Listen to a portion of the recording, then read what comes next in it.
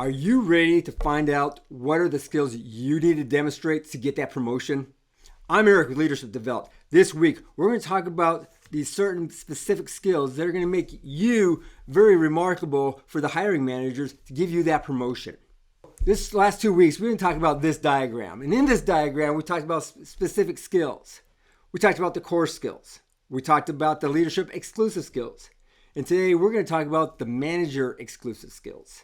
Why isn't the leadership exclusive skills getting you that promotion? Because it doesn't serve the people that hired you. It serves the people that work for you, the people that are inside your team. What about these core skills? What do they do for you? They only do part of the picture. By themselves, you're just another person. But match that up with your management exclusive skills, and you're going to break out from the pack. So what is inside this management exclusive skills? The first one is technical and industry competencies. And that's followed by organizational architectural skills.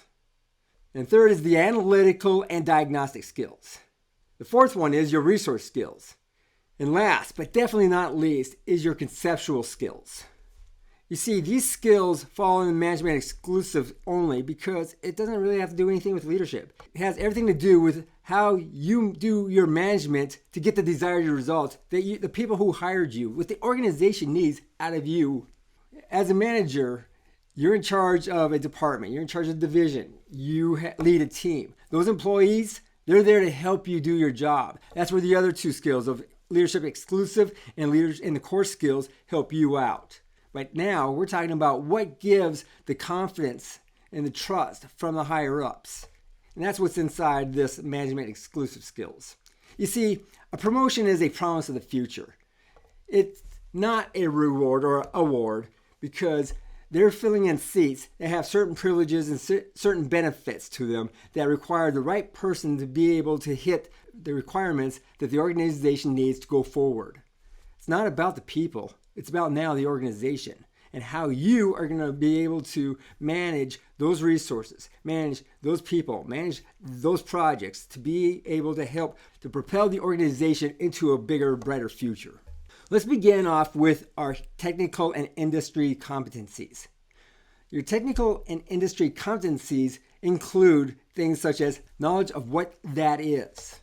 The second one is having an awareness of the industry's environment. And third is customer awareness.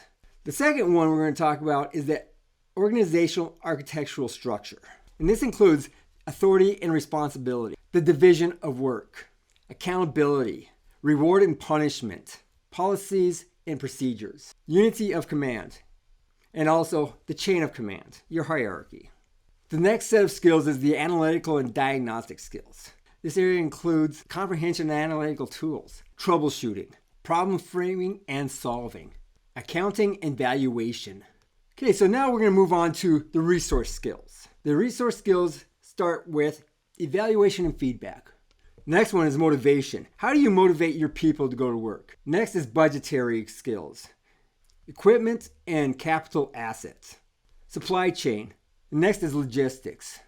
All right, the final skill sets we're going to talk about is the conceptual skills. This is your ability as the manager to be able to think about big future things. Because as a manager, you're pretty much the master of the past, the present, and the future. Well, first of all, confidence. Confidence will always win over things that you plan on doing. For you to get that promotion, for you to get that job, it's your responsibility to be able to communicate confidence effectively. People get promoted for their confidence, not because of their competence. In a HBR article, it was found that incompetent people were receiving high position jobs, not based upon their competency or what they knew, is their ability to just promote confidence to the hiring managers that they are the promise of the future. Presentations is a huge thing. You are going to have to communicate. This is your way of communicating to your bosses, to your customers, to your people. Next skill that you need is your plans and your planning process. You've heard me say this before. Plans are only good until the first bomb falls. But planning processes are so important that you be very successful to be able to adapt to the environment that we were in. So the planning process was much more important than the plan itself. And having my team be able to buy into our planning process allowed us to be very successful as we were able to deviate off the script to be able to find the best solution in the conditions and situations that we were at. Next is the unity of direction. Where are we going? What is the direction we are heading? We are going this direction as a team. I don't have time for my subordinate managers to be having their own agendas. Sometimes you find somebody that just wants to be on their own agenda, kind of don't need them anymore. And they need to find another place to work.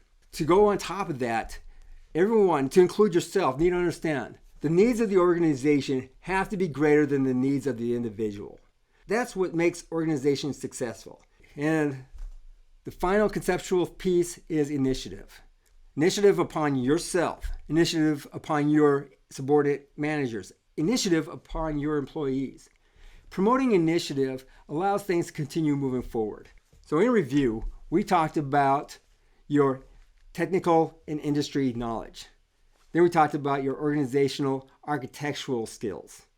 And then there was analytics and diagnostic skills. Now, after that was your resource skills. And finally, your conceptual skills. If you want to know more about all these different skills we talked about, check out my videos that we've put out earlier in this year. It's a hit and miss because we're still working on some of them, but there's things like the accountability, decision-making tools, analytics. Those tools will help you become more engaged, to be more knowledgeable, to be that successful, to give the confidence to your hiring managers that you deserve to be in that position. I'm Eric with Leadership Developed. We will talk to you guys again next week. But in the meantime, if you haven't seen these other two videos, take a chance and look at those to help you understand what the whole diagram does for you. We'll talk to you again next week.